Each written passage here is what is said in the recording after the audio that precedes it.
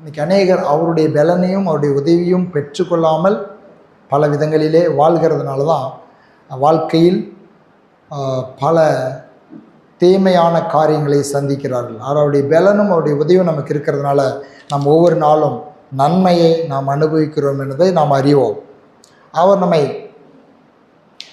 அவருடைய எவ்வாறெல்லாம் பலப்படுத்துகிறார் என்பதை பல கோணங்களிலே நாம் பார்த்து வந்தோம். கடந்த வாரத்தில் கூட நாம் பார்த்தோம். அவருடைய ஆவியாயும் ஜீவனாயும் இருக்கிற வார்த்தைகளை கொண்டு, பரிசுத்த ஆவியானவருடைய ஏவுதனால் எழுதப்பட்ட அவருடைய வார்த்தைகளை கொண்டு நம்மை அவர் பலப்படுத்துகிறார். அந்த வார்த்தைகள் நமக்கு உதவி செய்கிறது, அவருடைய வாக்குத்தத்தங்கள் நமக்கு உதவி செய்கிறது என்பதை நாம் கடந்த நாட்களிலே பார்த்தோம். பரிசுத்த ஆவியானவரையும் வார்த்தையும் பிரிக்க முடியாது. ஆவியானவரும் வார்த்தையும் ஒன்றாய் இருக்கிறார்கள். ஆவியானவர் நம்மை வார்த்தைக்குள்ளாக நடத்துகிறார். அந்த வார்த்தைக்குள் ஆவியும் ஜீவனும் இருக்கிறது என்பதை குறித்து கடந்த வாரத்திலே நாம் தியானித்தோம். இந்த நாளிலும் கூட அவர் நம்மை பலப்படுத்துகிறவர், அவருடைய வார்த்தைகளால் நம்மை பலப்படுத்துகிறார் என்பதை தொடர்ந்து நாம் பார்க்க போகிறோம். அவர் பலப்படுத்துகிறவராகவும் சகாயம் பண்ணுகிறவராகவுமே இருக்கிறார். அவருடைய வார்த்தை அப்படிதான் சொல்லுகிறது. அவர் எப்பயுமே நம்முடைய வாழ்க்கையிலே பலப்படுத்துகிறவரும் நமக்கு சகாயம் பண்ணுகிறவராகவும் இருக்கிறார் என்பதை நாம் மனதில் ஆழமாய் அவருடைய வார்த்தையின் அடிப்படையில் நாம் பதிக்க வேண்டியதாக இருக்கிறது. ஒரு சில வசனங்களை நான் வாசிக்கிறேன். ஏசாயா 40வது அதிகாரம், அதில் 28வது வசனத்திலிருந்து வாசிக்கிறேன். எடுத்துக்கொள்ளுங்கள்.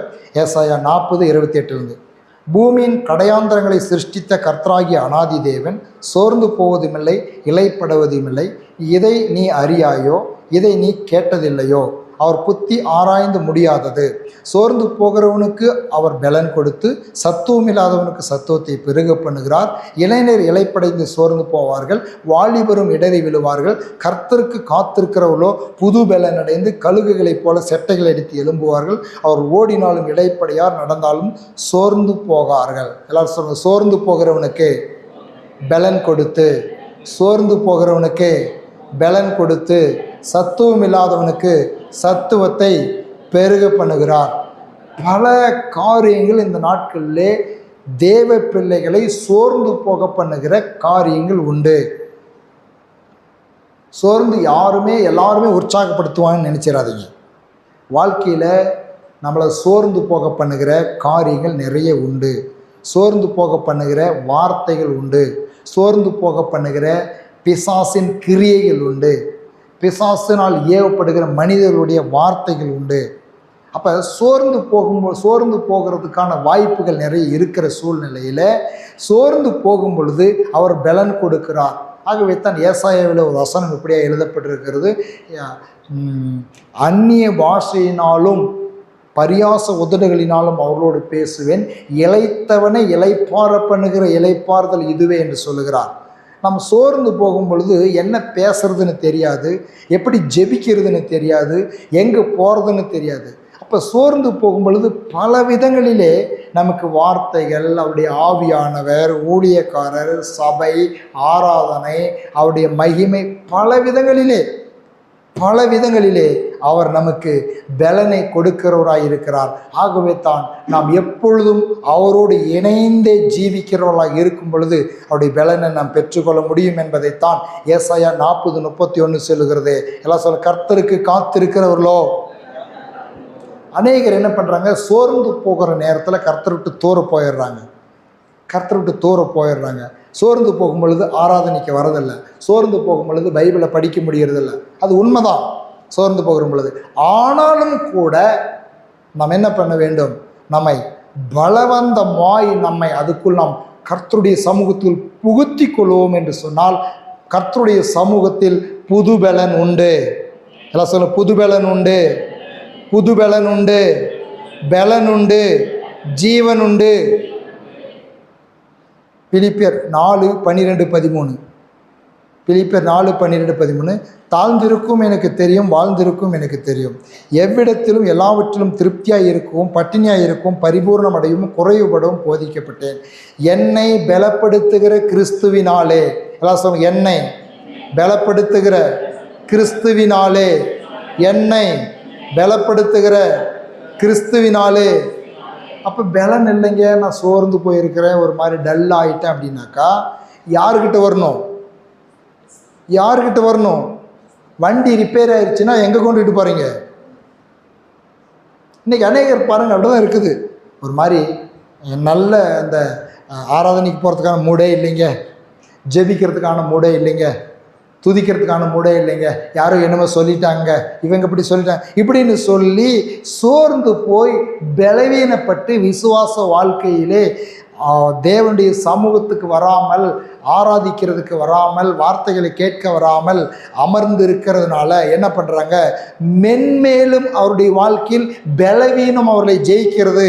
ஆனால் நம்முடைய வாழ்க்கையில் உலகத்தில் பாருங்கள், ஒரு வண்டி புது வண்டியாக இருந்தாலும் கூட கொஞ்ச நாள் ஓடன உடனே அது சரியான விதத்தில் அது மக்கர் பண்ணிச்சுனாக்கா, பிரச்சனை பண்ணிச்சுனாக்கா உடனே என்ன பண்ணுவோம்? பிரச்சனை பண்ணுதுன்னு சொல்லி அதை கொண்டு போய் ஷெட்டில் நிறுத்த மாட்டோம், வீட்டாண்ட கம்முன்னு ஒரு ஓரமாக தள்ளிட மாட்டோம். அதை கொண்டு போய் ஷோரூமில் கொண்டு போய் சர்வீஸுக்கு விடுவோம். என்னத்துக்கு விடுவோம்? எல்லாம் சொல்லுங்கள், சர்வீஸுக்கு விடுவோம். சர்வீஸ். ஹல்லேலூயா. சர்வீஸ்னா இன்னைக்கு இந்த இங்கிலீஷ்லேயும் கூட இந்த ஞாயிறு ஆராதனைக்கு என்ன பேர்? சண்டே. அப்போ நம்மளையெல்லாம் சர்வீஸ் பண்ணுகிற இடம் தான் சபை. ஹல்லேலூயா. அப்போ சர்வீஸுக்கு வந்தால் வண்டி நல்லா இருக்குமா? சர்வீஸுக்கு போகாத நான் வீட்டிலேயே ஜெபம் பண்ணிக்கிறேன், எனக்கு எல்லாம் தெரியும், நான் எங்கே இருந்தாலும் கடவுள் நம்புகிறேன், நான் ஆன்லைன்லேயே பார்த்துக்கிறேன், நான் வீட்டிலேயே பைபிள் படிச்சுக்கிறேன் அப்படின்னு சொல்லி இருக்கிற வண்டி நல்லா இருக்குமா? அடிக்கடி சர்வீஸ் போகிற வண்டி தான். ஆமென். அப்போ எங்கே பலன் உண்டாகுது சொல்லுங்கள்? என்னை பலப்படுத்துகிற கிறிஸ்துவினாலே. கிறிஸ்து சபைக்குள்ளே வச்சு நம்மளை பலப்படுத்துகிறார். ஜப கூட்டங்களில் கலந்து கொள்ளுகிறது, ஒரு கூடுகையிலே, ஆராதனையிலே, மற்ற விசேஷ ஜபங்களிலே கலந்து கொள்ளும் பொழுது நமக்குள்ளே அவர் பலனை கொடுக்கிறவராயிருக்கிறார். இயேசு கிறிஸ்து எப்பொழுதுமே பலவீனப்படுத்துகிறவர் அல்ல, பலப்படுத்துகிற கிறிஸ்து. எல்லாம் சொல்லுங்க, என்னை எப்பொழுதும் பலப்படுத்துகிறவர், எல்லா நேரங்களிலும் என்னை வெற்றி அடைய செய்கிறவர்.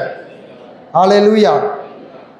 அப்போஸ்தலர் நடபடிகளின் புஸ்தகம் 3வது அதிகாரம் 6-7 வசனங்கள்.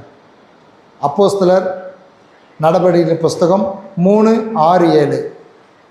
அப்பொழுது பேதுரு, பொன்னும் வெள்ளியும் பொன்னும் என்னிடத்தில் இல்லை, என்னிடத்தில் உள்ளதை தருகிறேன், நசரேனாகி இயேசுவின் நாமத்தினாலே எழுந்து நட என்று சொல்லி வலது கையினால் அவனை பிடித்து தூக்கிவிட்டான்.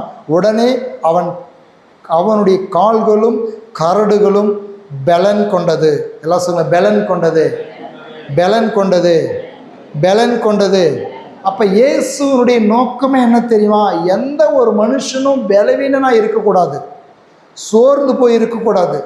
சோர்ந்து போனால் சத்துவத்தை தரேன், பலவீனமாக இருக்கிறோமா பலனை தரேன், ஞானம் இல்லாத இருக்கிறியா ஞானத்தை தரேன், சுகமில்லாத இருக்கிறியா சுகத்தை தரேன், பரிசுத்தம் இல்லாத இருக்கிறியா பரிசுத்த தரேன், குறைவாக இருக்கிறையா நிறைவை தரேன். பாருங்கள், எல்லாத்துக்குமே தேவன் ஒரு பிராயச்சித்தத்தை வைத்திருக்கிறார்.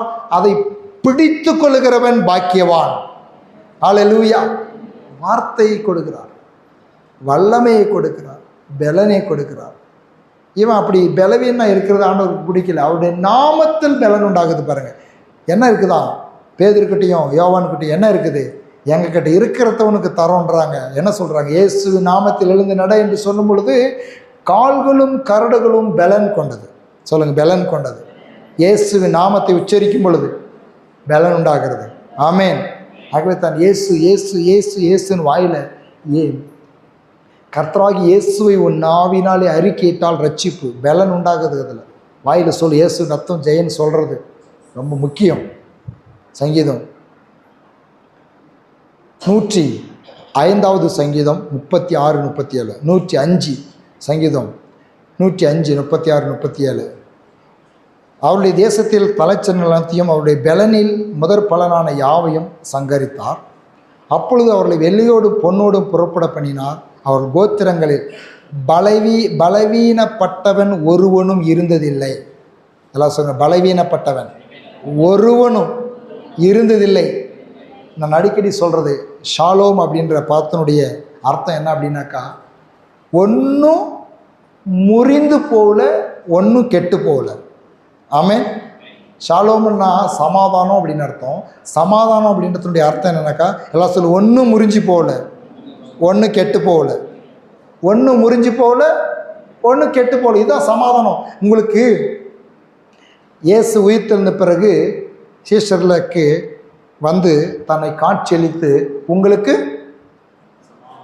என்னன்னு சொல்கிறாரு அப்படின்னு என்ன அர்த்தம்னாக்கா, ஒன்றும் கெட்டு போகல, ஒன்றும் முறிஞ்சு போகல, கவலைப்படாதீங்க அப்படின்னு அர்த்தம். நாம் என்ன நினைக்கிறோம், ஐயோ எல்லாம் போர்ச்சிங்க, வாயிலிருந்து வார்த்தைகளே நம்மளை சோர்ந்து போக பண்ணிடுது.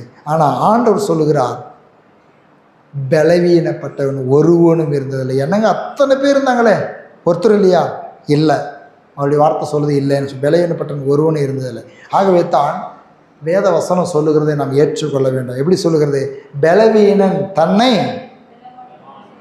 பலவான் என்று சொல்லுவான். நாங்கள் சொல்கிறது ரொம்ப முக்கியங்க. சாதாரணமாக நீங்கள் நினைக்கிறீங்க, வாயை திறந்து நான் பலவான், நான் ரட்சிக்கப்பட்டவன், நான் அபிஷேகம் பண்ணப்பட்டவன், நான் ஆண்டவருடைய ஆலயத்தில் வளர்கின்றவன், நான் தேவனுடைய பிள்ளை, உன்னதமானுடைய மறைவில் இருக்கிறவன், இயேசு என் மெய்ப்பராய் இருக்கிறார், என்னை வழிநடத்துவார், அவர் என்னை போதித்து நான் நடக்க வேண்டிய வழியில் காட்டுவார். இப்படிப்பட்ட வார்த்தைகளை விசுவாசித்து நம் வாயில் சொல்லுவது மிகவும் அவசியம். வெறும் பலவீனன் பலவான் பலவான் மொத்தமாக சொல்கிறதில்ல, அப்படி மாத்திரம் அந்த வார்த்தையை எடுத்துக்கிறதில்ல.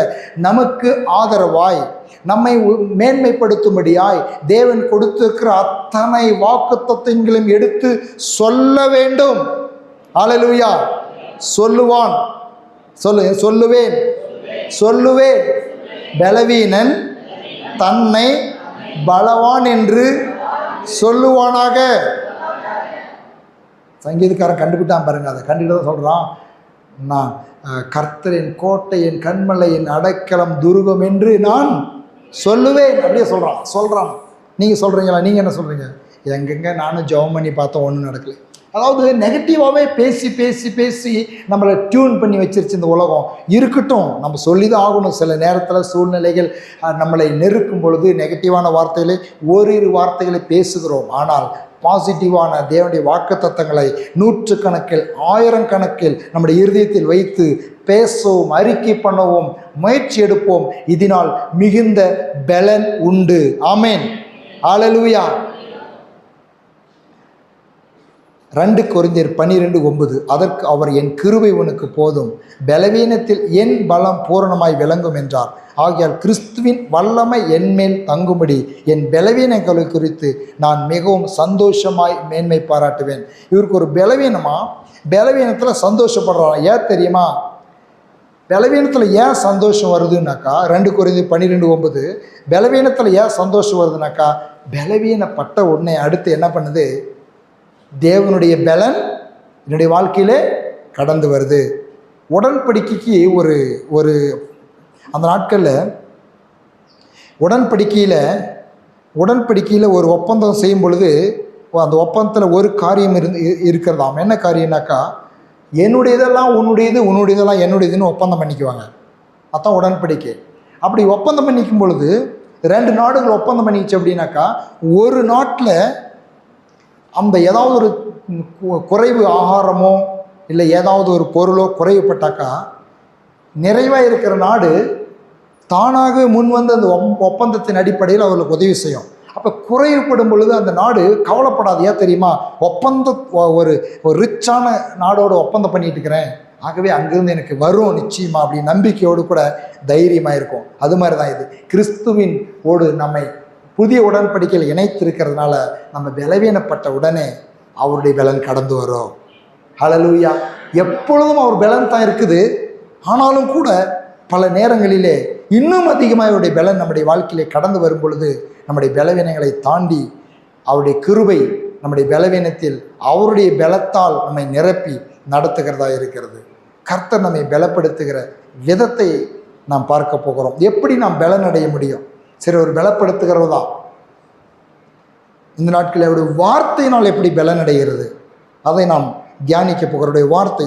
அவரை பார்த்தீங்க இத்தனை விதங்கள் அவர் நம்மை பலப்படுத்துகிறார், பலனை தருகிறார். பலன் வீணவன் ஒருவனும் இல்லை அப்படி இருக்குது. இப்போ நான் உங்களுக்கு நம்முடைய வாழ்க்கைக்கு பிரயோஜனமாக இருக்கும்படியாக நாம் தியானிக்க போகிறோம். நம்முடைய அன்றாட வாழ்க்கைக்கு பிரயோஜனமாக இருக்கிற ஒரு சத்தியம் என்னன்னாக்கா, நான் எப்படி நான் பலன் அடைகிறது? பல நேரங்களில் சோர்ந்து போய் விடுகிறேனே, ஜெபிக்க முடிகிறது இல்லையே அப்படின்னாக்கா, நம்முடைய வாழ்க்கையில் எல்லா காரியத்திற்கும் எல்லா சூழ்நிலைக்கும் தேவையான, எல்லா வாழ்க்கையின் எல்லா பகுதிக்கும் தேவையான தேவனுடைய வார்த்தைகள் நமக்கு கொடுக்கப்பட்டிருக்கிறது. அந்த வார்த்தையினால் நாமை ஒவ்வொரு நாளும் அவர் பலப்படுத்த விரும்புகிறார் என்பதை நாம் அறிந்து கொள்ள வேண்டும். கர்த்தர் பலப்படுத்துகிற விதம் பழைய ஏற்பாட்டில் ஒரு பகுதியை நான் வாசிக்கிறேன், எல்லாரும் எடுத்துக்கொள்ளுங்க. 1 ராஜாக்களின் புஸ்தகம் 17வது அதிகாரம் 1-6 வசனம். 1 ராஜாக்கள் 1 அரசரு 17 1-6. 1 ராஜாக்கள் 17ஆம் அதிகாரத்தை எடுத்துக்கொள்ளுங்க. நான் வாசிக்கும் பொழுது நீங்கள் அனைவரும் என்னோட கூட சேர்ந்து வாசிங்க. 1 ராஜாக்கள் 17ஆம் அதிகாரம் முதல் வசனத்திலிருந்து. கீலியாத்தின் குடிகள் திஸ்பீனாகி எளிய ஆகாப்பை நோக்கி, என் வாக்கின்படியே அன்றி இந்த வருஷங்களிலே பனியும் மழையும் பெய்யாதிருக்கும் என்று இஸ்ரவேலின் தேவனாகிய கர்த்தருக்கு முன்பாக நிற்க நான் அவருடைய ஜீவனை கொண்டு சொல்லுகிறேன் என்றான். பின்பு கர்த்தருடைய வார்த்தை அவனுக்கு உண்டாயிற்று. அவர், நீ இவ்விடத்தை விட்டு கீழ்த்திசையை நோக்கி போய் யோர்தானுக்கு நேராயிருக்கிற கேரித் ஆற்றண்டையில் ஒளிந்து கொண்டிரு. அந்த ஆற்றின் தண்ணீரை குடிப்பாய், அங்கே உன்னை போஷிக்க காகங்களுக்கு கட்டளையிடுவேன் என்றான். அவன் போய் கர்த்தருடைய வார்த்தையின்படி யோர்தானுக்கு நேராக இருக்கிற கேரித் ஆற்றண்டையில் தங்கியிருந்தான். காகங்கள் அவனுக்கு விடியற் காலத்தில் அப்பமும் இறைச்சியும் சாயங்காலத்தில் அப்பமும் இறைச்சியும் கொண்டு வந்தது. தாகத்துக்கு அந்த ஆற்றின் தண்ணீரை குடித்தான். எல்லாம் சொல்லுங்க, விடியற் காலத்தில் சாயங்காலத்தில், விடியற் காலத்தில் சாயங்காலத்தில், விடியற் காலத்தில் சாயங்காலத்தில். இப்போ இந்த விடிய காலம் சிறை பற்றி விடிய காலமே தெரியாது. பொழுது முளைச்சி மேலே வரவர்களும் எங்கே இருப்பாங்க? தூங்கிட்டே இருப்பாங்க. அப்போ விடியற் காலம் ரொம்ப முக்கியம், திரும்பி சாயங்காலமும் ரொம்ப முக்கியம். நான் என்ன சொல்ல வரேன், ஷார்ட்டாக சொல்லிடுறேன்.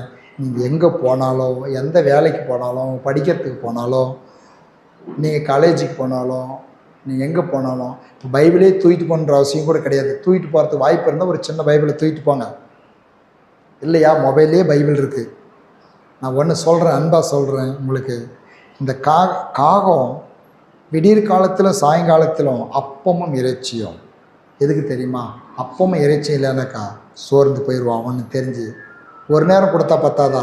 இல்லை, 2 நேரமும் அப்பமும் இறைச்சியும் காகத்தின் மூலமாக எலியாவுக்கு போஷிக்கப்பட்டது. நமக்கு என்ன தேவன் ஆவியானவர் சொல்லுகிறார்? காலையும் மாலையும் ஜீவ அப்பத்தை வாசியுங்கள், புசியுங்கள். ஆமென். அது ஒரு வாழ்க்கையின் ஒரு அன்றாட ஒரு நல்ல பழக்கமாக மாற்றிக்கொள்ளுங்க. இன்றைக்கி அநேகர் இந்த ஞாயிற்றுக்கிழமை எடுத்துகிட்டு போய் ஒரு அலமாரியில் வச்சாக்கா அடுத்த ஞாயிற்றுக்கிழமை பைபிள் எங்கன்னு தொலைகிற பழக்கம் ரொம்ப வேதனையானது. நான் சொல்கிறேன், அடுத்த வாரம் எக்ஸாம் இருக்குது அப்படின்னாக்கா அந்த புத்தகத்தை நம்ம எவ்வளோ புரட்டி படிக்கிறோம். ஏன் அப்படின்னாக்கா அந்த எக்ஸாமில் நம்ம பாஸ் ஆகணும். எங்கேயோ வச்சுருக்க மாட்டோம் அந்த புத்தகத்தை. எங்கே வச்சுருப்போம்? கூடையே வச்சுட்ருப்போம். பஸ்ஸில் போனாலும் படிப்போம், பஸ் ஸ்டாண்டில் உட்காந்துருந்தாலும் படிப்போம். நான் சொல்கிறேன், அதை காட்டிலும் உங்கள் வாழ்க்கையில் வெற்றியும் ஜெயத்தையும் மேன்மையும் கொடுக்கிற உயிருள்ள ஜீவ வசனங்கள். பேதுரு சொல்கிறான், யாரிடம் செல்வோம் ஆண்டவரே வாழ்வு தரும். ஆமாம், நீங்கள் படிக்கிற படிப்பு உங்களுக்கு வாழ்வு கொடுக்குன்னு நம்புறீங்களே, அதை காட்டிலும் மேலே நீங்கள் படிக்கிற அந்த எஜுகேஷன் உங்களுக்கு நல்ல வாழ்க்கையை தரும், நீங்கள் பண்ணுற வேலை வாழ்க்கையை தரும், அதனால் வாழ்ந்துடலாம்னு நினைக்கிறீங்களே, அதை காட்டிலும் 100 மடங்கு கோடி மடங்கு மேலாக உங்களையும் என்னையும் வெற்றியாய் ஜெயமாய் மேன்மையாய் வாழ வைக்கிற ஜீவ வார்த்தைகள். அதனால் தான் பேதுரு சொல்கிறான், யாரிடம் செல்வோம் ஆண்டவரே வாழ்வு தரும் ஜீவ வார்த்தைகள். ஆமென். அப்போ விடியற் காலத்திலும் சாயங்காலத்திலும் வேதத்தை வாசிக்கிற பழக்கம், வேதவசனங்களை கேட்கிற பழக்கம், பக்தி பாடலை கேட்கிற பழக்கத்துக்குள்ள உங்களை அபியாசப்படுத்தி கொள்ளுங்கள். அது உங்களுக்கும் எனக்கும் நல்லது. அல்லேலூயா. ஆசீர்வாதம் நல்லதுன்னாக்கா, ஆசீர்வாதம் லாபம் வருதுன்னா எல்லாருமே செய்வோம். லாபம் வருதுன்னா யாருமே சம்பளம் கொடுக்குறனா வேலை செய்ய மாட்டீங்களா? செய்வீங்க இல்லையா? அதே போல் இந்த தேவனுடைய வார்த்தைகளை வாசித்தால் தியானித்தால் நமக்கு லாபம் உண்டு. அதுதான் இந்த பகுதியிலிருந்து நான் சொல்ல விரும்புகிறேன். அப்போ பலன் குறையவே குறையாது. விடியற் காலத்தில் அப்பம் இறைச்சி, சாயங்காலத்தில் அப்பம் இறைச்சி. பலவீனம் வருமா? பலவீனம் வருமா? சொல்லுங்கள். விடியற் காலத்தில் அப்பமும் இறைச்சியும், சாயங்காலத்தில் அப்பமும் இறைச்சியும். சண்டை வருமா? சண்டை வருமா? முறுமுறுப்பு வருமா? யோசனை பண்ணி பாருங்கள். எரேமியா 15:16. உம்முடைய வார்த்தைகள் கிடைத்தவுடனே அவைகளை உட்கொண்டேன். உம்முடைய வார்த்தைகள் எனக்கு சந்தோஷமும் என் இருதயத்துக்கு மகிழ்ச்சியுமாக இருந்தது. சேனைகளின் தேவனாகிய கர்த்தாவே உம்முடைய நாமம் எனக்கு தரிக்கப்பட்டது. எல்லாம் சொல்ல, உம்முடைய வார்த்தைகள் கிடைத்தவுடனே அவைகளை உட்கொண்டேன். இந்த காக்காயி விடியற் காலத்தில் அப்பம் எரிச்சு கொண்டாந்த உடனே இவன் தூங்கிட்டு இருந்தானா என்ன பண்ணியிருக்கோம்? காக்காயி கொடுக்குமா? காக்காய் திருடிட்டு போகிற பழக்கம். ஆனால் காக்காய் கொண்டாந்து கொடுக்குது. இப்போ வரும் பொழுது பெற்றுக்கொள்ளணும். இப்போ வார்த்தைகள் வரும் பொழுது, அதனால்தான் அன்பாக உங்களுக்கு நான் சொல்கிறேன், ஆராதனையும் பொழுதே மற்றியில் காணிக்கை பாட்டு பாடுறோம், இடையில கேப் இருக்குது, திருப்பி ஒரு விண்ணப்பம் இருக்குது, கேப் இருக்குது, அப்பயே தண்ணி குடிக்கிறதுக்கோ பாத்ரூமுக்கோ கத்ரூமுக்கெல்லாம் போயிட்டு வந்து வார்த்தை நேரத்தில் உட்கொள்ள ஆயத்தமாக இருங்கள். ஆமேன். ஒரு சகோதரர் சொன்னார், ஒரு பெரிய கூட்டத்தில் கலந்துக்கிட்டு அவருடைய வாழ்க்கையில் ஒரு குறைவுள்ளவராய் அவர் அந்த கூட்டத்தில் கலந்து கொண்ட பெரிய ஒரு அபிஷேகம் பெற்ற வல்லமையில் ஒரு கூட்டத்தில் கலந்து உட்காந்துருந்திருக்காரு. கரெக்டாக அந்த வார்த்தைகள் கொடுக்கப்பட்டிருக்க ஒரு நேரத்தில் பிரசங்கம் பண்ணிட்டு இருக்கும் பொழுது அங்கிருந்த தேவ ஊழியக்கார ஆவியில் நிரம்பி இவருடைய பேரை கூப்பிட்டுருக்காரு. இவர் செய்தி கவனிச்சுட்டு இருந்து அந்த நேரத்தில் வீட்டிலிருந்து அவங்க அக்கா இவருக்கு ஃபோன் பண்ணியிருக்குது. அந்த ஃபோன் எடுத்துக்கிட்டு இவர் அந்த அந்த வாசனம் பேசப்படுகிற நேரத்தில் அவங்க அக்காவோட ஃபோன் பேசிகிட்டு இருந்திருக்காரு. அப்போ அவரை கூப்பிட்டு, உன்னுடைய வாழ்க்கைக்கு இந்த குறையை தேவன் இந்த நேரத்தில் நீக்குகிறார், நீ பெற்றுக்கொள் அப்படின்னு சொல்லி அந்த ஊழியக்காரர் சொல்லியிருக்காரு. அப்படி சொல்லிட்டு இருக்கும் பொழுது இவர் அந்த அக்கா கூட ஃபோன் பேசிட்டு இருக்காரு. அந்த வார்த்தைகள் இவர் காதில் விடலை. அவங்க அக்கா ஃபோனில் பேசிட்டு இருந்ததான் அந்த வார்த்தைகளை கேட்டுட்டு இருக்காரு. அவரை கூட்டிகிட்டு போயிருந்தவங்க இவரையே தான் கூப்பிடுறாங்க, இவருக்கே தான் தீர்க்க தரிசனம் வருது, இவருக்கே தான் அந்த நன்மை உண்டாகுது, நிச்சயமாக அந்த நன்மை உண்டாயிருக்கும் அப்படின்னு கூட்டம் முடிஞ்சு தேடி வந்து பார்த்தாக்கா, உன் பேரை கூப்பிட்டாரே, உன் காரியத்தை சொன்னாரே, நீ அதை பெற்றுக்கொண்டாயானாக்கா, ஐயோ அப்படியா, நான் கவனிக்கல, செய்தி நேரத்தில் எங்கள் அக்கா ஃபோன் பண்ணிச்சு, அந்த ஃபோனை போய் பேசிகிட்டு இருந்தேன், அந்த நேரத்தில் கூப்பிட்டுருப்பாரு என்னமோ அப்படின்னு மீண்டும் கிடைக்கவே இல்லை. நான் உங்களுக்கு சொல்லுகிறது, எந்த சபைக்கோ எங்கள் ஊழியத்துக்கோ வார்த்தைகளை கேட்கும்பொழுது ரொம்ப கவனமாக இருங்க.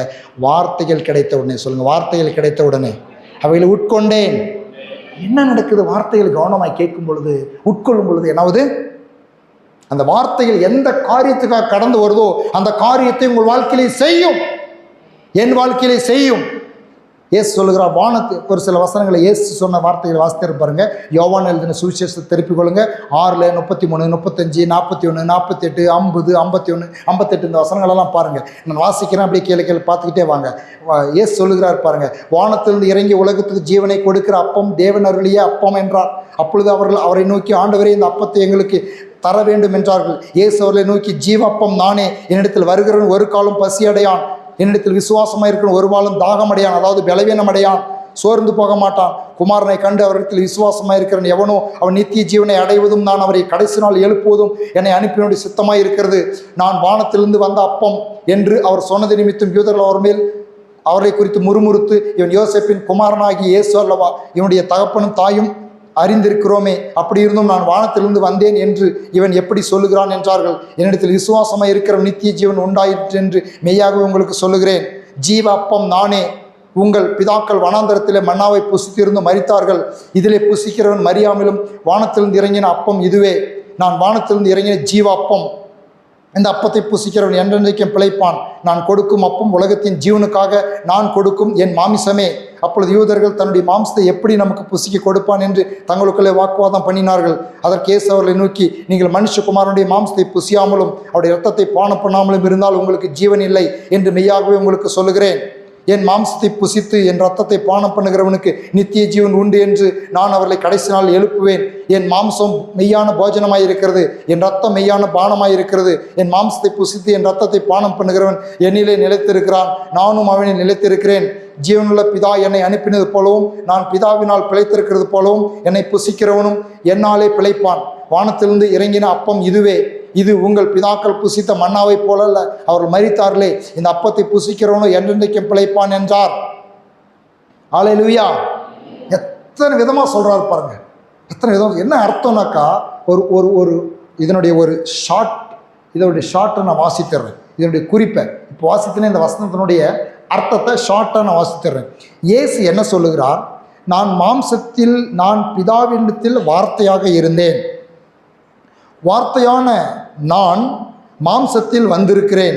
யோவான் 1:14 படி இந்த உலகத்தில் இந்த மாம்சத்தில் எப்பொழுதும் இருப்பதில்லை. இரட்சிப்பின் செயல் திட்டம் நிறைவேறின உடனே நான் மீண்டும் ஆவியாயும் ஜீவனாயும் இருக்கிற யோவான் 6:63 படி ஆவியாயும் ஜீவனாயும் இருக்கிற வார்த்தையாகவே நான் இருப்பேன், உள்ள இருக்கிறேன். ஆகவே நானும் என்னை என் பிதாவும் ஆவியானவரை கொண்டும் தீர்க்கதரிசிகள் மூலமாகவும் பரிசுத்தவான்கள் மூலமாகவும் நான் மாம்சத்தில் இருந்த போதும் அதன் பிறகு அபிஷேகிக்கப்பட்ட அப்போஸ்தலராலும் சொல்லப்பட்ட வசனங்களை வாசியுங்கள், விசுவாசியுங்கள், பலனடையுங்கள் என்று சொல்லுகிறார். ஆமென். இதான் இதனுடைய சாராம்சம். இது விளக்கத்துக்கு நிறைய காரியங்கள் உண்டு. இதனுடைய சாரமைத்தான் என் மாம்சத்தை புஸ்து என் ரத்தத்தை குறித்து நான் ஜீவாப்போம் இதெல்லாம் சொல்கிறாருனாக்கா இதனுடைய ஷார்ட் இவ்வளவுதான். அதனால்தான் யோவான் 6:63 சொல்றாரு, ஆவியே உயிர்ப்பிக்கிறது, மாம்சமானது ஒன்றுக்கும் உதவாது. நான் உங்களுக்கு சொல்லுகிற வசனங்கள் ஆவியாயும் ஜீவனாயும் இருக்கிறது. ஹல்லேலூயா. சொல்லுகிற வசனங்கள் எல்லாம் சொல்லு, வசனங்கள். லூக்கா பாருங்க, லூக்கா 24வது அதிகாரத்துக்கு எடுத்துக்கொள்ளுங்க. லூக்கா 24:25 அப்பொழுது அவர்களை நோக்கி தீர்க்கதரிசிகள் சொன்ன யாவையும் விசுவாசிக்கிறது புத்தி இல்லாத மந்த இருதயமுள்ளவர்களே, கிறிஸ்து விதமாய் பாடுபடவும் தமது மகிமையிலே பிரவேசிக்க வேண்டியதில்லை என்று சொல்லி மோசே முதலிய சகல தீர்க்கதரிசிகளும் எழுதின வேத வாக்கியங்களிலெல்லாம் தம்மை குறித்து சொல்லியவைகளை அவர்களுக்கு விவரித்து காண்பித்தார். எல்லாம் சொல்லுங்க, வேத வாக்கியங்களை விவரித்து காண்பித்தார். இன்னைக்கு இயேசுகிட்ட போய் கேட்டீங்களாக்கா, இயேசுவே எனக்கு பலன் வேண்டும், இயேசுவே எனக்கு ஞானம் வேண்டும், இயேசுவே எனக்கு இந்த ஆசீர்வாதம் வேண்டும்னு சொன்னாக்கா இயேசு என்ன சொல்லுவாருனாக்கா வேத வாக்கியத்தை விவரித்து காண்பிப்பார். ஆமென். என்னத்தை காண்பிக்க போறாரு? வேத வாக்கியத்தில் எழுதியிருக்குதுப்பா. அதனால்தான் எழுதியிருக்கிறத பிடிச்சிக்கா, இன்னைக்கு அநேகன்றாங்க எழுதினத்தை விட்டுட்டு ஏதோ ஒரு தரிசனத்தை தேடிட்டு இருக்கிறாங்க. தரிசனம் உண்மை, நடக்கிறது உண்மை, அற்புதங்கள் உண்மை. ஆனால் எழுதப்பட்ட வார்த்தைகள் என்றென்றைக்கும் உண்மையிலும் உண்மை. ஆமென். லூக்கா 10:38 பாருங்க. பின்பு அவர்கள் பிரயாணமாய் போகையில் ஒரு கிராமத்தில் பிரவேசித்தார். அங்கே மார்த்தாள் என்னும் பேர் கொண்ட ஒரு ஸ்திரீ வீட்டில் ஏற்றுக்கொண்டால். அவர் மரியாள் எனப்பட்ட ஒரு சகோதரி இருந்தால். அவள் இயேசுவின் பாத்திரைக்கு உட்கார்ந்து வசனத்தை கேட்டுக்கொண்டிருந்தாள். எல்லாம் சொல்லுங்க, வசனத்தை கேட்டுக்கொண்டிருந்தாள். இயேசு வீட்டுக்கு வந்தாக்கா, இன்னைக்கு நான் உங்களுக்கு ஒரு கேள்வி வைக்கிறேன் உங்க முன்னால. இயேசு இன்னைக்கு உங்க வீட்டுக்கு வராரு. வந்த உடனே எவ்வளவு கோரிக்கைகளை வைப்பீங்க? எனக்கு ஒரே ஆசை என்ன தெரியுமா?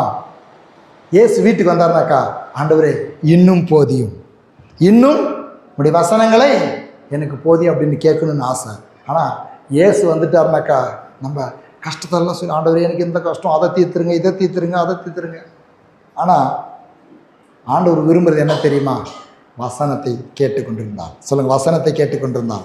வசனத்தை கேட்டுக்கொண்டிருந்தால். அந்த வசனத்தை கேட்ட அந்த மரியாளை பார்த்து, மரியாளுக்காக தேவன் ஒரு வார்த்தை சொல்கிறாரு, தேவையானது ஒன்று. சொல்லுங்கள், தேவையானது ஒன்று. மரியாள் தன்னை விட்டு எடுபடாத நல்ல பங்கை தெரிந்து கொண்டால். தன்னை விட்டு விடுபடாத நல்ல பங்குன்னு என்னது? வசனத்தை கேட்குற ஒரு பழக்கம் அவளுக்கு வந்திருக்குது. வசனத்தை உள்ளத்தில் வச்சிக்கிறதுக்கான ஒரு உள்ளம் அவளுக்குள்ள இருக்குது. இதை எடுத்து போடுறதுக்கு தான் பிசாசு. கடந்த நாட்களில் சொன்னேன், பிசாசு என்ன பண்ணுறான்? வசனத்தை எடுத்து போடுறான். விட்டு எடுபடாத பங்கு என்னன்னாக்கா வசனம் உள்ளத்தில் தங்குவது. வசனத்தை கேட்கறது, தேவனுடைய வார்த்தையை கேட்கறது எவ்வளவு ஆசீர்வாதம் பாருங்க. தேவையானது ஒன்று. சொல்லுங்க, தேவையானது ஒன்று. வசனத்தை கேட்டுக்கொண்டிருந்தால். தேவையானது ஒன்று. வசனத்தை கேட்டுக்கொண்டிருந்தால். வெளிப்படுத்தல் 1:3. வெளிப்படுத்தல் 1:3. இந்த தீர்க்கதரிசன வசனங்களை வாசிக்கிறவனும் கேட்கிறவனும் இதில் எழுதியிருக்கிறவரை கை கொள்ளுகிறவனும் பாக்கியவான். எல்லாம் சொல்லுங்க, வசனங்களை வாசிக்கிறவன், கேட்கிறவன், கை கொள்ளுகிறவன் பாக்கியவான். நான் தேவனுடைய வார்த்தையை வாசிப்பேன், கேட்பேன், அறிக்கை பண்ணுவேன், கை கொள்ளுவேன், நான் பாக்கியவான். அப்போஸ்தலர் நடபடிகள் 17:11. அந்த பட்டணத்தார் மனோவாஞ்சியாய் வசனத்தை ஏற்றுக்கொண்டு, எல்லாம் சொல்ல, வசனத்தை ஏற்றுக்கொண்டு நல்ல குணமுள்ளவர்களாய் மாறினார்கள். உங்கள் வாழ்க்கை மாறணுமா? கோபம் மாறணுமா? உங்களுடைய வியாதி மாறணுமா? உங்களுக்கு இருக்கிற வறுமை மாறணுமா? நான் ஒன்று சொல்கிறேன், வசனத்தை ஏற்றுக்கொண்டு. சொல்லுங்கள், வசனத்தை ஏற்றுக்கொண்டு. ஏன்னா வசனத்தில் ஜீவன் இருக்குதுங்க, வசனத்தில் வல்லம் இருக்குது. வசனத்தை ஏற்றுக்கொள்ளும் பொழுது வாழ்க்கையை மாற்றுது அது. ஏன்னா ஆவியானவர் இருக்கிறார் வசனத்துக்குள்ள, ஆவியானவர் தான் சொல்லி வச்சிருக்கிறாரு. வசனத்தை ஏற்றுக்கொள்ளும் பொழுது நற்குணசாலிகளாய் மாறினார்கள். சங்கீதம் 138:2 வார்த்தையை மகிமைப்படுத்தி இருக்கிறீர். இல்லை சொல்ல, வார்த்தையை நீர் மகிமைப்படுத்தி இருக்கிறீர். அல்லேலூயா. ஏசு என்ன பண்ணியிருக்காரு? வார்த்தையை மகிமைப்படுத்தி இருக்கிறார். அப்போ வார்த்தையை மகிமைப்படுத்திருந்தாக்கா அந்த வார்த்தை யாருக்குள்ள இருக்குதோ அவங்க வாழ்க்கையையும் மகிமைப்படுத்துவார். ஹல்லேலூயா, ஹல்லேலூயா. வார்த்தை எங்க இருக்குதோ அந்த வாழ்க்கையை மகிமைப்படுத்துவார். அவர் வார்த்தையை மகிமைப்படுத்திருக்கிறார். அவர் மகிமைப்படுத்தின அந்த வார்த்தையை கொண்டு வந்து உள்ளத்தில் வச்சாக்கா அவங்க வாழ்க்கை அவர் மகிமைப்படுத்துகிறவராக இருக்கிறார். நாம் எழுந்து நிற்போம். எழுந்துன்று நாம் செபிக்க போகிறோம். சில வார்த்தைகளை அறிக்கை பண்ண போகிறோம். சங்கீதக்காரன் சொல்லுகிறான், துன்மார்க்குண்டி ஆலோசனை அடைவாமலும் பாவிகளில் வழியில் இல்லாமலும் பரியாசக்கார் உட்காரும் இடத்தில் உட்காராமலும் கர்த்தருடைய வேதத்தில் பிரியமாயிருந்து இரவும் பகலும் அவருடைய வேதத்தில் தியானமாக இருக்கிற மனுஷன் பாக்கியவான். அவன் நீர்க்கால ஓரமாய் நடப்பட்டு தன் காலத்தில் தன் கனியை தந்த இளையோரதார மரத்தை போலிருப்பான். அவன் செய்வதெல்லாம் வாய்க்கும். பாருங்க, விடியற் காலத்திலும் சாயங்காலத்திலும், சொல்லுங்க, விடியற் காலத்திலும் சாயங்காலத்திலும் இரவும் பகலும். நான் சொன்னேன், விடியற் காலம் சாயங்காலம் 2 நேரம் தேவனுடைய வார்த்தையை வாசிக்கிறது தியானிக்கிறது நம்மளுக்கு நல்லதுன்னு சொல்லி இவன் சொல்கிறான். ராத்திரியும் பவுலும், ராத்திரியிலையும் அதான் சாமத்தில் தியானிக்கிறான். ஜாமத்துக்கு எந்திரிச்சாக்கா கர்த்தர் தான் வசனத்தை தான் தியானிக்கிறானா. மத்தியானத்துலேயும் கர்த்தர் தியானிக்கிறானா. இப்படியெல்லாம் பாருங்கள், காலை மதியம் மாலை 3 வேளை ஜெபித்தவர்கள் உண்டு, இரவு பகல் தியானித்தவர்கள் உண்டு, விடியற் காலத்திலும் சாயங்காலத்திலும் அப்பமும் இறைச்சியும் புசித்தவர்கள் உண்டு. இவர்களெல்லாம் பலனாய் தேவ பலத்தை பெற்று வாழ்ந்தவர்கள். ஆமேன். அவர்களால் நமக்கு முன்மாதிரியாக இருக்கிறார்கள். ஆகவே இன்றைக்கும் உங்களையும் என்னையும் பலப்படுத்துகிற இந்த ஜீவ வார்த்தையை நாம் தியானித்து ஒவ்வொரு நாளும் பலனடைவோம். அப்படியே நம்புவோம், வசனங்களை அப்படியே நம்புவோம். ஆமேன். அதில் எந்த ஒரு குறையும் கண்டுபிடிக்க வேண்டாம். இன்றைக்கி இந்த ஒரு சில கூட்டங்களை அந்த பைபிளை தூக்கிட்டு இது இப்படி சொல்லியிருக்குது, அது எப்படி சொல்லியிருக்குது, இங்கே இப்படி சொல்லலையா, அதை பற்றி இப்படி சொல்லலையா, ஏசுனார் எங்கே, இயேசு நாமத்தான் ஞானஸ்தானம் கொடு, எதையே சொல்ல வேணும். உங்களுக்கு எவ்வளவு தெரிஞ்சுக்கிட்டு இருக்கிறீங்களோ, எவ்வளவு கற்றுக்கொண்டு இருக்கிறீர்களோ, எவ்வளவு வெளிப்பாடு கிடைத்திருக்கிறதோ உண்மையாய் யதார்த்தமாய் அவரை நம்புங்கள். அது போதும் உங்கள் வாழ்க்கையில் மேன்மையை கொண்டு வருகிறதற்கு. ஆமேன். சும்மா போட்டு எல்லாத்தையும் குழப்பிக்கிட்டு எதை பார்த்தாலும் சில பேர்லாம் இருப்பாங்க, சில பேர்லாம் போட்டுட்டு இருக்கிறதே கருப்பு கண்ணாடி. எதை பார்த்தாலும், எந்த ஊழியக்காரருடைய பிரசங்கத்தை பார்த்தாலும், எந்த சபையை பார்த்தாலும், எந்த விசுவாசியை பார்த்தாலும் குறையாவே சொல்லுவாங்க. இது சரியில்லை, நீ போடுற துணி சரியில்லை, நீ போடுற பொட்டு சரியில்லை, நீ போடுற பூ வைக்கிற சரி. வேண்டவே வேண்டாம். நம்மளுக்கு எவ்வளவு அறிஞ்சிருக்கிறோமோ, எவ்வளவு தெரிஞ்சு கொண்டிருக்கோமோ, வசனத்தை அப்படியே நம்புவோம். வசனத்தினால் வாழ்வு, வசனத்தினால் பலன், வசனத்தினால் ஜீவன், வசனத்தினால் முன்னேற்றம், வசனத்தினால் மகிமையான வாழ்க்கை. ஆமேன். நாம் நம்முடைய வாழ்க்கையை பார்த்து கொள்வோம். கர்த்தர் நம் ஒவ்வொருவரையும் கூட அப்படிப்பட்ட நல்ல வழியிலே அவருடைய வார்த்தைகளை கொண்டு நடத்துவாராக. ஆமேன். எல்லாரும் இந்த வார்த்தைகளை சொல்லி நாம் ஜெபிக்க போகிறோம். என்னோடு கூட சொல்லு. உம்முடைய கட்டளைகளை நான் கை கொள்ளுகிறபடியால் முதியோர்களை பார்க்கிலும் ஞானமுள்ளவனாயிருக்கிறேன். உம்முடைய வசனத்தை நான் காத்து நடக்கும்படி சகல பொல்லாத வழிகளுக்கும் என் கால்களை விலக்குகிறேன். நீர் எனக்கு போதித்திருக்கிறபடியால் நான் உம்முடைய நியாயங்களை விட்டு விலகேன். உம்முடைய வார்த்தைகள் என் நாவுக்கு எவ்வளவு இனிமையானவைகள், என் வாய்க்கு அவைகள் தேனிலும் மதுரமாயிருக்கும். உமது கட்டளைகளால் உணர்வடைந்தேன். ஆதலால் எல்லா பொய் வழிகளையும் வெறுக்கிறேன். உம்முடைய வசனம் என் கால்களுக்கு தீபமும் என் பாதைக்கு வெளிச்சமாயிருக்கிறது. உம்முடைய நீதி நியாயங்களை காத்து நடப்பேன் என்று ஆணையிட்டேன், அதை நிறைவேற்றினேன். உம்முடைய வார்த்தைகளால் பலனடைகிறேன். உம்முடைய வார்த்தைகளால் முன்னேறுகிறேன். உம்முடைய வார்த்தையினால் சுகம் பெறுகிறேன். உம்முடைய வார்த்தையினால் ஆறுதல் அடைகிறேன். உம்முடைய வார்த்தையினால் பிசாசை ஜெயிக்கிறேன். உம்முடைய வார்த்தையினால் சூழ்நிலைகளை ஜெயிக்கிறேன். உம்முடைய வார்த்தையினால் முன்னேறுகிறேன். உம்முடைய வார்த்தையினால் எல்லாவற்றையும் பெற்றுக்கொள்கிறேன். ஆமென், ஆமென். பாதைக்கு தீபம், பேதைக்கு வெளி வெளிச்சம் உந்தன் வசனமே. ஆற்றல் மிக்கது ஜீவனுள்ளது உந்தன் அருள்வாக்கு. பாதைக்கு தீபம் பேதைக்கு வெளிச்சம் உந்தன் வசனமே. ஆற்றல் மிக்கது ஜீவனுள்ளது உந்தன் அருள்வாக்கு. நம்பிக்கைக்கு உரியவரே நம்பி வந்தே உம் வசனம் நம்புகிறேன். நம்பிக்கைக்கு உரியவரே நம்பி வந்தே உம் சமூகம் நம்புகிறேன். உம் வசனம் பாதைக்கு தீபம் பேதைக்கு வெளிச்சம் உந்தன் வசனமே. ஆற்றல் மிக்கது ஜீவனுள்ளது உந்தன் அருள்வாக்கு. சொந்த ஆற்றலை நம்பவில்லை தந்தை உம்மையே சார்ந்து கொண்டே.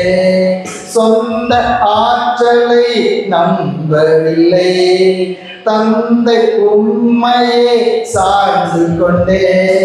வாக்குத்தத்தம் செய்தவரே வாழ்க்கையெல்லாம் வார்த்தை தானே.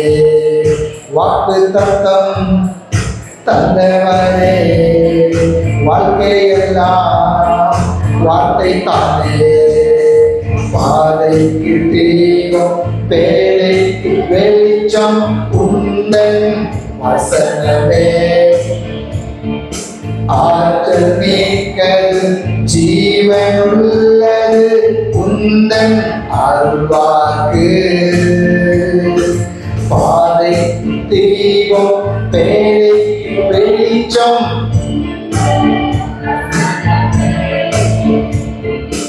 ஆற்றல் மிக்கது ஜீவனுள்ளது உந்தன் அருள்வாக்கு. ஆண்டவரே, எங்களுக்கு எவ்வளவோ ஆற்றல் இருக்கலாம், படிப்பு இருக்கலாம், தாளந்துகள் இருக்கலாம், திறமைகள் இருக்கலாம். அவைகளெல்லாம் நாங்கள் நம்பலை டேடி. அவையெல்லாம் எங்களுக்கு உதவி செய்து உண்மைதான். அவெல்லாம் எங்களுக்கு உதவி செய்து உலகத்தில் வாழ்கிறது எங்களுடைய படிப்பு, நாங்கள் கற்றுக்கொண்ட காரியங்கள், எங்களுடைய திறமைகள், தாளந்துகள் உதவி செய்து உண்மைதான். அவைகள் எல்லாவற்றுக்கும் மேலாக நம்முடைய வார்த்தை தான் எங்களை வெற்றியாய் வாழ பண்ணுகிறது. பாருங்க, எத்தனையோ தாளந்து உள்ளவங்க, பணம் உள்ளவங்க, படிப்பு உள்ளவங்க வாழ தெரியல, தற்கொலை பண்ணிக்கிறாங்க, குடும்பம் டைவர்ஸ் ஆகி கிடைக்குது. ஆனா நான் சொல்லுகிறேன், இந்த வார்த்தையின் மேல் உங்கள் வாழ்க்கையை கட்டுங்கள், பலனாயிருக்கும். காற்று அசைக்காது. ஓ, பெரும் வெள்ளம் அடித்து வாழ்க்கையை முழிக்க முடியாது, சமாதானத்தை கெடுக்க முடியாது, குறைவை கொண்டு வர முடியாது, சோதனைகள் வியாதிகள் ஜெயிக்க முடியாது. வார்த்தையினால் பலனடையுங்கள். ஒவ்வொரு நாளும் விடியற் காலத்திலும் சாயங்காலத்திலும், எல்லாம் சொல்லுங்க, விடியற் காலத்திலும் சாயங்காலத்திலும், இரவும் பகலும், விடியற் காலத்திலும் சாயங்காலத்திலும், இரவும் பகலும், விடியற் காலத்திலும் சாயங்காலத்திலும், இரவும் பகலும் வார்த்தையின் சத்துவத்தினால் நான் பலனடைவேன்.